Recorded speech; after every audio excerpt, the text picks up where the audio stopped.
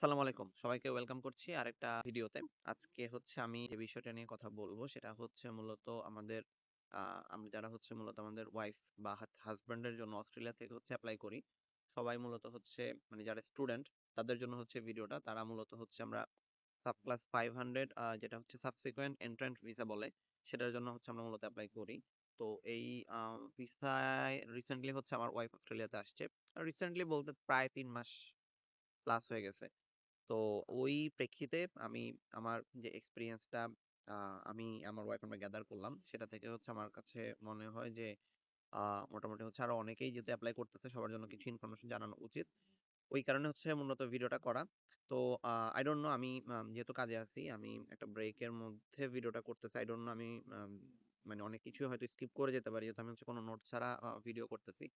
এবং সরি এই কারণে যে আমি অনেকদিন ধরেই হচ্ছে আসলে ভিডিও করতে পারতেছি না।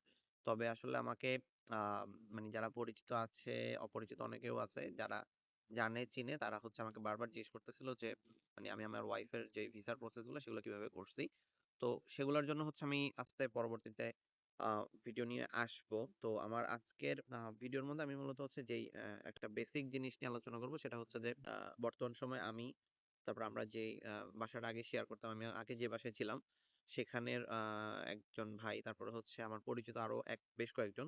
তো আমরা যে জিনিসটা ফেস করছি এই ভিসা অ্যাপ্লাই এবং অ্যাপ্লাইয়ের পরে হচ্ছে ওয়েট করার জন্য ওয়েট করার সময় আমরা হচ্ছে বেশ কিছু আম, মানে প্রোগ্রেস গুলো যখন হচ্ছিল তখন আমরা বেশ কিছু জিনিসের জন্য একটু পিছিয়ে গেছিলাম। সেই জিনিসটা নিয়ে হচ্ছে আলোচনা করব। একটা হচ্ছে যে আমাদের S56 একটা রিকোয়েস্ট আসছিল। প্রথমত হচ্ছে আমরা যখন হচ্ছে আমাদের ওয়াইফ বা হাজবেন্ডের জন্য যখন অ্যাপ্লাই করি অনেকেই মনে করে যে এটা হচ্ছে খুব ইনস্ট্যান্ট হয়ে যায় বা হচ্ছে খুব তাড়াতাড়ি হয়তো এটার আপডেটটা চলে আসে খুব ইজিলি। মানে আমরা স্টুডেন্ট ভিসার জন্য যখন অ্যাপ্লাই করি ম্যাক্সিমাম ক্ষেত্রেই সাব ক্লাস 500 এর ক্ষেত্রে সময় নেয় সর্বোচ্চ 1 মাস। মানে আমি হচ্ছে এভারেজ বলতেছি। যেমন হচ্ছে আমি আমার ভিসা পাইছিলাম হচ্ছে ১৬ দিনের মাথায়। আমার এমন অনেক ফ্রেন্ড আছে যারা হচ্ছে ১ দিনের মাথায় ভিসা পেয়ে গেছে। অনেক হচ্ছে ৩ দিন ৪ দিন। মানে অ্যারাউন্ড যদি আমি ধরি সর্বোচ্চ ১ মাস। কিন্তু এই সাবসিকুয়েন্ট 500 যেটা হচ্ছে সাবসিকুয়েন্ট এন্ট্রান্ট যেটা স্পাউসদের জন্য যেটা, সেখানে মোটামুটি বর্তমান সময়ে যেটা আমরা দেখতেছি যেহেতু হচ্ছে আমাদের পরিচিত অনেকেই আসতেছেন। অনেকেরই হাসব্যান্ড ওয়াইফ আসতেছেন স্পাউস হিসেবে। তো তাদের জন্য ওয়েটিং পিরিয়ডটা মোটামুটি 4 মান্থ প্লাস। তো ১ম ক্ষেত্রেই আপনারা যারা হচ্ছে প্ল্যানিং করবেন, আপনাদের জন্য এটা মাথায় রাখতে হবে যে আপনাদের অন্তত ৪ মাসের একটা সময় অপেক্ষা করতে হবে। ১ম কথা। তো মাঝখানে অনেক প্রসেস আছে। আমি এগুলো নিয়ে হচ্ছে একটা বিস্তারিত ভিডিও আসবে। সুন যেহেতু হচ্ছে আমি আবার প্ল্যানিং করতেছি আবার মোটামুটি হচ্ছে ভিডিও দিব। মাঝখানে অনেকদিন দেইনি। আম বেশ কিছু কারণে যাই হোক। তো প্রথমত হচ্ছে বললাম যে ওয়েটিং পিরিয়ডটার ব্যাপারে আপনাদের একটা আইডিয়া থাকা উচিত।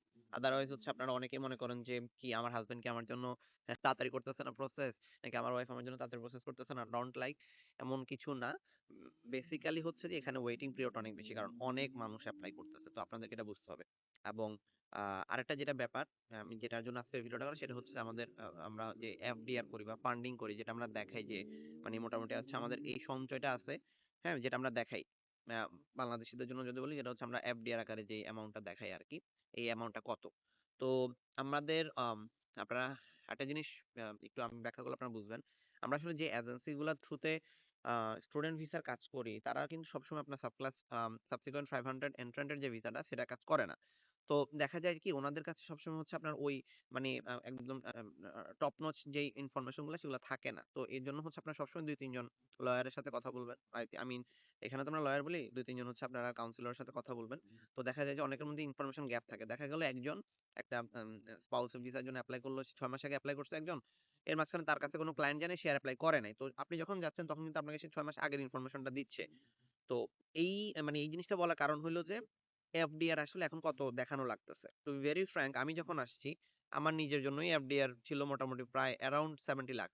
তো যখন আমি আমার ওয়াইফের জন্য এপ্লাই করছি, টু বি ভেরি ফ্র্যাঙ্ক আমরা হচ্ছে ১ম এ এটা 70 লাখ দেখাই নাই বা হচ্ছে আমাদেরকে আমার এজেন্সি বলছিল যে অ্যারাউন্ড 40 দেখাইলে মানে 40 লাখ বাংলাদেশী টাকা 40 লাখের মধ্যে দেখাইলেই হয়ে যাচ্ছে। কিন্তু আমি আমার যে বড় ভাইয়ের কথা বললাম, আমার যে ছোট ভাইয়ের কথা বললাম, আমরা যারাই যখন এপ্লাই করছি পরবর্তীতে দেখা গেল যে আমরা মোটামুটি ৪-৫ জন সবাই সেম জিনিস ফেস করছি যে সবাই হচ্ছে S56 এর যে রিকোয়েস্টটা আসে আমাদের ভিসার মধ্যে সেটা মানে আমাদের ওয়াইফদের ভিসা অ্যাপ্লিকেশনের ওখানে ইমিতের মধ্যে একটা রিকোয়েস্ট আসছে যে আপনাদের হচ্ছে যে অ্যামাউন্ট আপনারা দেখাচ্ছেন সেটা হচ্ছে আম মানে এটা পরিপূর্ণ না। আপনাকে হচ্ছে অ্যামাউন্ট আরো বাড়াইতে হবে।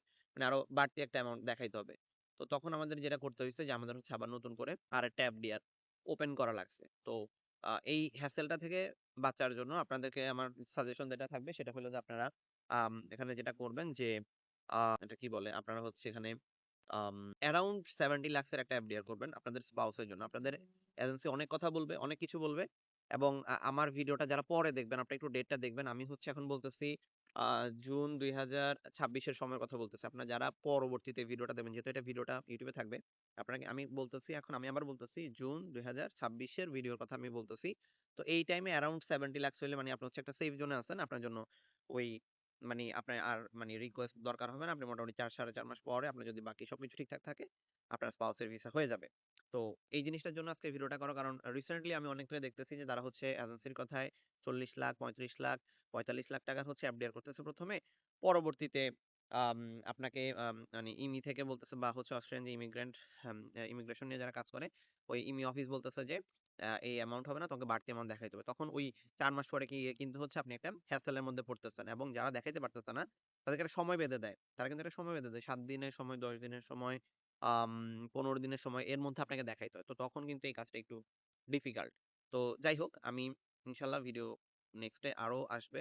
দোয়া করেন। আর আপনাদের মানে স্পাউস ভিসা নিয়ে হচ্ছে আ যদি কোনো জিজ্ঞাসা থাকে আমাকে এখানে প্রশ্ন করতে পারেন। হোপফুলি খুব সুন আমি হচ্ছে একটা ভিডিও নিয়ে আসবো।